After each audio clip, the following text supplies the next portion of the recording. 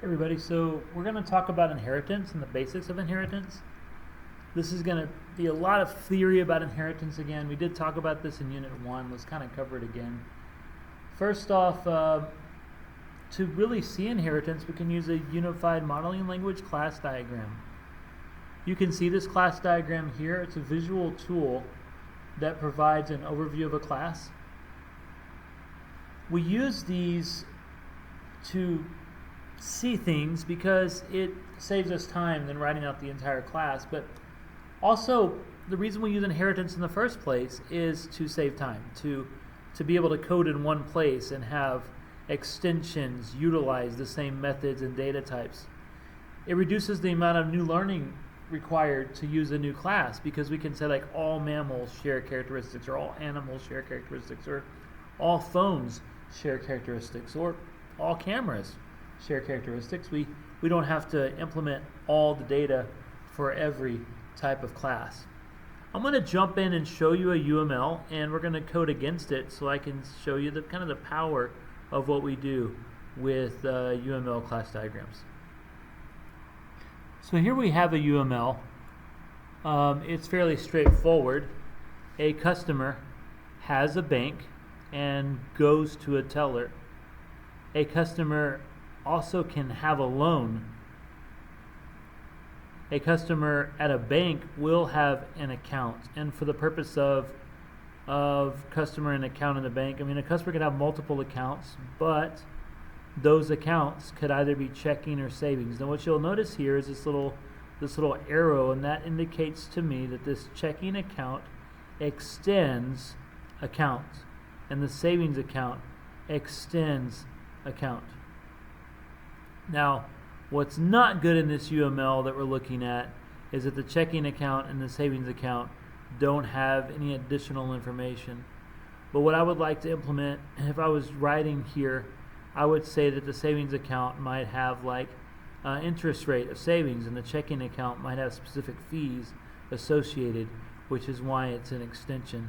Checking accounts serve different purposes than savings accounts.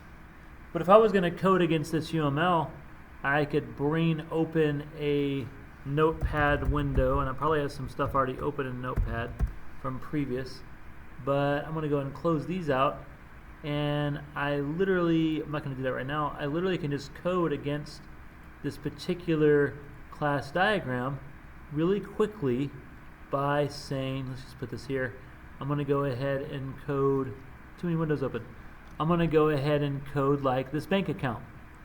Actually, let's just code the customer real quick. Let's keep it simple. I hate to jump again, but let's just code the teller. And I'm going to say public class teller. Right? And when we code here, I'm going to go ahead and save this as teller.java. Now we have our Java file being built. This little plus sign here, let's just narrow down just on teller so we can see what's happening. Wow. Okay, let's narrow down just on teller so you can see exactly what's happening. This plus sign indicates public. This is going to be a public ID for that teller. So we're going to code exactly as it tells us to code without questioning anything. We're going to say public int ID. We're going to also say public string. Now what you'll notice is string is not capitalized because likely this is coded general, and so in some languages string is not capitalized. So we're going to say that this thing has methods of, it's a public method, collect money. We don't have anything returned here. So we're just going to say public void collect money. I don't know much about what's happening right now, but there's no passed in methods. There's no passed in parameters. There's no anything else. We just kind of, in this case, we just code what it tells us to code. Open account and close account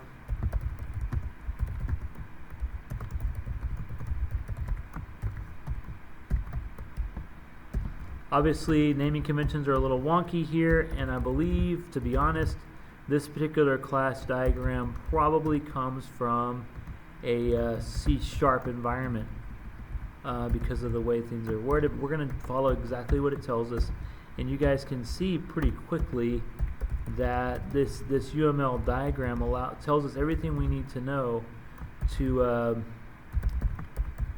code really fast what we're looking at, and we can transcribe this into other languages with really no problem, and that's the power of the UML diagram.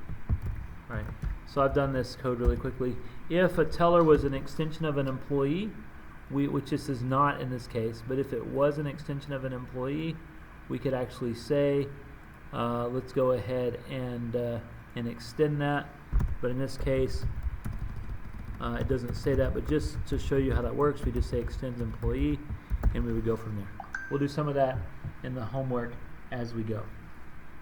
So, yeah, so you can see how easy it is to run a class diagram and convert it into code. That steps us into the world of understanding some of the terminology for inheritance. A base case is the basis for inheritance. The base class is the basis for inheritance. That's the superclass or the parents class. That is where we extend from that class. The class that extends from the parent class is called the derived class, and it's always going to be a thing. So a human is a mammal, so human could extend mammal, but a fish cannot extend mammal because a fish is not a mammal. When you're working on determining whether or not an object is a child or an extension of another object, you can ask that is a question. If it is a member, it is that thing, then it might be a subclass or child class of its parent. There's also a concept called composition or containment, and this is broken into two different understandings of how something is contained within another object. One is composition, and one is aggregation. Aggregation represents has a relationship between objects, and composition represents and is a part of. So, for example, my phone, I have my phone. If I leave my phone somewhere, I can walk away from it. It's an aggregate of me. But when something's a part of me, like my arm, it is part of me. When I move, it moves. When I die, it dies. In an aggregation relationship, objects can exist independent of each other. If I give my phone away, it will still live. In a composition framework, if I leave my phone, it cannot live without me.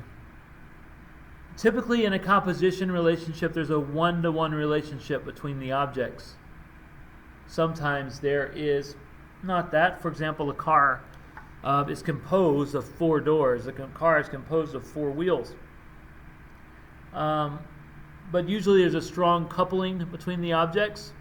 And when we're writing this in a UML, in the composition side, it's represented by a filled diagram-shaped arrow pointing to the whole part.